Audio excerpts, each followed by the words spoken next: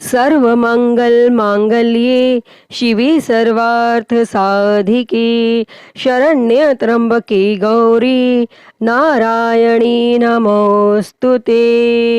माता रानी की जय। प्रिय भक्तों, आप सभी को मासिक दुर्गा अष्टमी की बहुत बहुत शुभकामनाएं। माता रानी की कृपा आप सभी पर सदैव बनी रहे। प्रिय भक्तों, हर महीने शुक्ल पक्ष की अष्टमी तिथि के दौरान दुर्गा अष्टमी का व्रत किया जाता है। इस दिन श्रद्धालु दुर्गा माता की पूजा करते हैं और उनके लिए पूरे दिन का व्रत करते हैं। मुख्य दुर्गा अष्टमी, जिसे महाअष्टमी कहते हैं, वह आश्विन माह में 9 दिन की शारदीय नवरात्रि उत्सव के दौरान पड़ती है और संस्कृत की भाषा में दुर्गा शब्द का अर्थ होता है अपराजित, अर्थात जो किसी से भी कभी पराजित नहीं हो, और अष्टमी का अर्थ होता है 8वां दिन।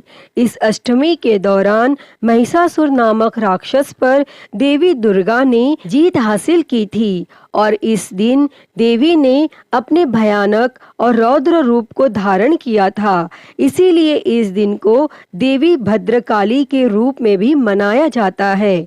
इस दिन का महत्व इसलिए और बढ़ जाता है क्योंकि इस दिन दुष्ट और क्रूर राक्षसों को उन्होंने मारकर सारे ब्रह्मांड को भय मुक्त किया था।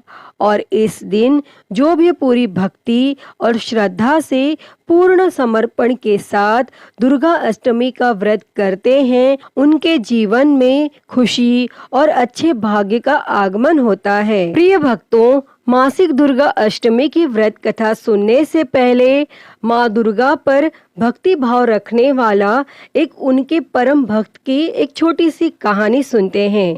यह कहानी एक सुखद गांव की है जहां एक विशेष रूप से भक्ति भावना रखने वाला शक्ति पूजक रहता था, जिसका नाम धनुष था। धनुष ने अपने गांव में दुर्गा पूजा को बड़ी श्रद्धा भाव से मनाने का आयोजन किया। उसने अपनी पूरी संपत्ति से इस पूजा की व्यवस्था की और सभी गांव वालों को आमंत्रित किया। और दुर्गा अष्टमी के दिन धनुष ने माँ दुर्गा को विशेष रूप से आमंत्रित किया और उनसे अपने गांव और उसके लोगों की रक्षा करने का वचन लिया। उसने एक उच्च स्थान पर शक्ति पूजन का आयोजन किया और वहां पर माँ दुर्गा की मूर्ति स्थापित की। धनुष ने समुद्र से प्राप्त किए गए सुंदर रत्नों से संजीवनी अभिषेक किया और माँ की कृपा के लिए प्रार्थना की और माँ दुर्गा ने धनुष की भक्ति को प्रसन्नता से स्वीकार किया और उसको आशीर्वाद दिया।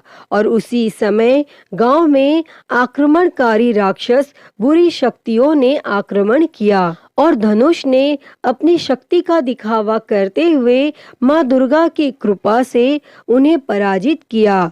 गांव में शांति और सुरक्षा की स्थिति स्थापित हुई और धनुष ने अपनी भक्ति और आस्था के साथ माँ दुर्गा का आभास किया। अतः प्रिय भक्तों, इस कथा से हमें यह सीखने को मिलता है कि माँ दुर्गा की भक्ति और आस्था से भरा हृदय हमें समस्त संघर्षों से पार करने में सहायक हो सकता है और उनका आशीर्वाद हमें सदैव प्राप्त रहेगा। और जो कोई भी मनुष्य मासिक दुर्गा अष्टमी का व्रत करते हैं तो यह व्रत तब पूरा माना जाता है जब वह मासिक दुर्गा अष्टमी की व्रत कथा को पढ़ते अथवा सुनते हैं। आप सभी प्रेम से बोलिए माता रानी की जय। पौराणिक मान्यताओं के अनुसार प्राचीन काल में असुर दंभ को महिषासुर नाम के एक पुत्र की प्राप्ति हुई थी, जिसके भीतर बचपन से ही अमर होने की प्रबल इच्छा थी।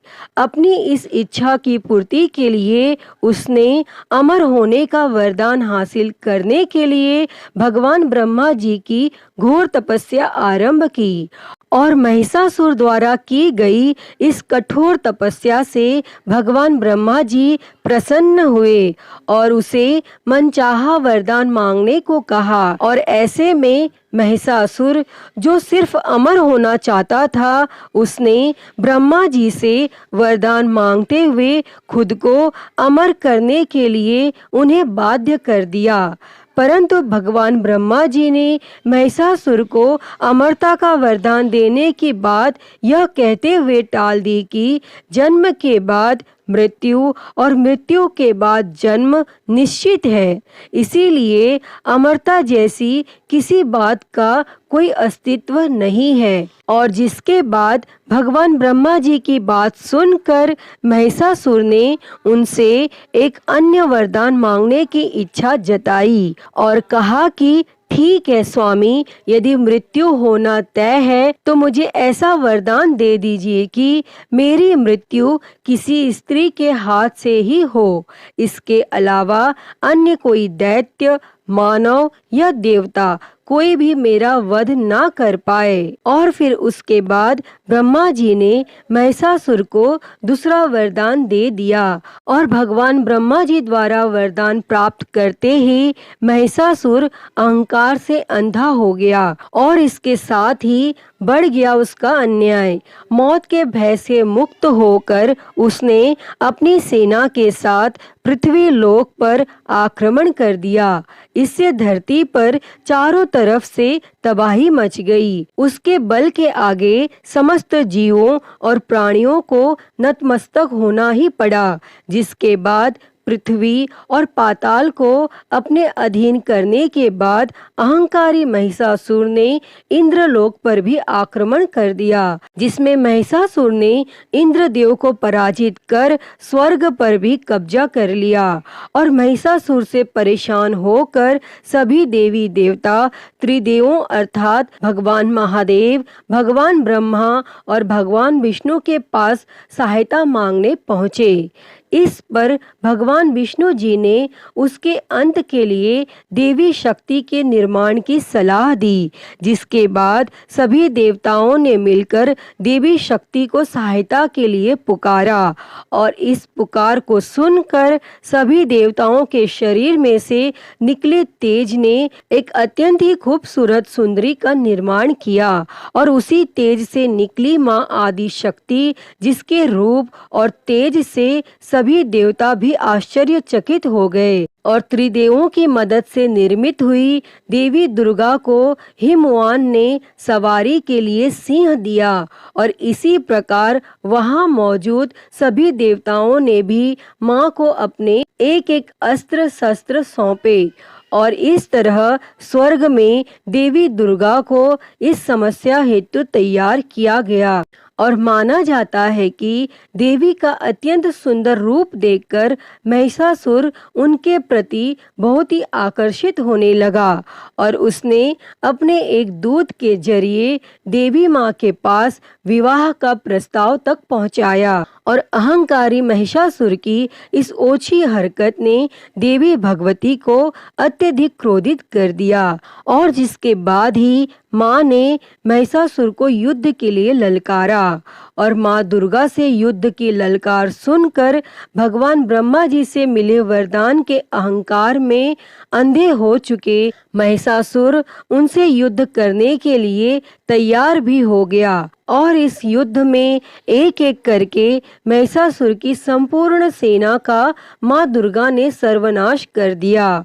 और इस दौरान माना यह भी जाता है कि यह युद्ध पूरे 9 दिनों तक चला, जिस दौरान असुरों के सम्राट महिषासुर ने विभिन्न रूप धरकर देवी माँ को छलने की कई बार कोशिश की, लेकिन उसकी सभी कोशिश आखिरकार नाकाम रही और देवी भगवती ने अपने चक्र से इस युद्ध में महिषासुर का सिर काटते हुए उसका वध कर दिया।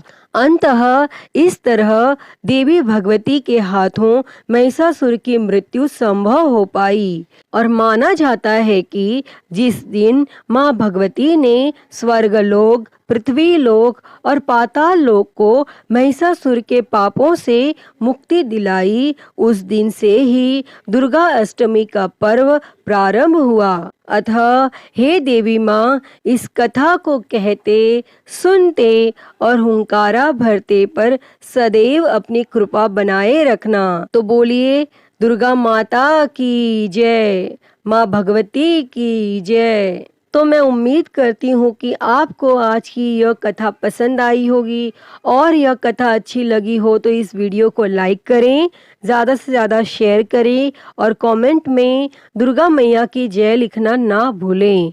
और महाकाल भक्ति ज्ञान चैनल को सब्सक्राइब कर नोटिफिकेशन बेल को ज़रूर ऑन कर लें। हर हर महादेव। धन्यवाद।